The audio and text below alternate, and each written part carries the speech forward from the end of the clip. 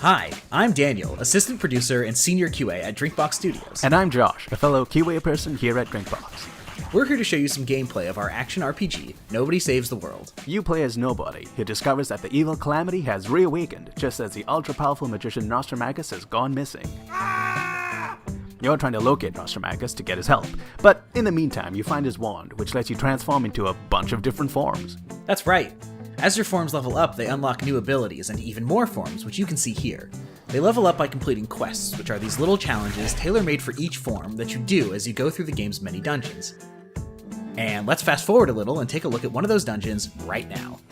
We're in this sort of gritty jail area called the Clank at the moment. Right, and as you can see here, this game has online co-op. When you're in co-op, the game gets a little harder to compensate for having two players.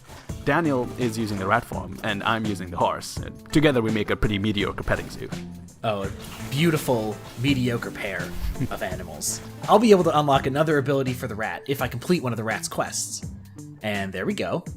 The rat's ranked up, and I've unlocked a new skill. This is one of my favorite skills in the game, Detonate Poison. The rat is really good at poisoning enemies, and this skill lets me basically blow up any enemies that are poisoned all at once. It's pretty powerful.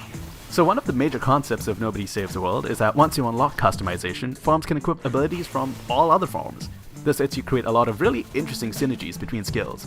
I'm just gonna go into the menu for a second, and I'm gonna give my horse the ranger's poison tipped ability, which makes all of my attacks apply poison. The horse's gallop ability lets it run around super fast and damage enemies it hits. So I'll be able to poison them really quickly, and then you can detonate even more enemies. Nice. That's pretty great, but we can make it even better.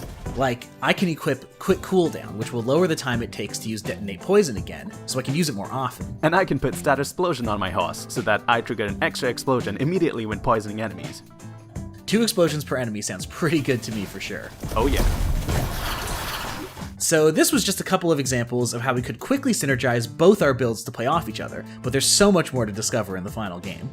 Totally, and by playing in co-op, you basically double your opportunities of making wild combos happen.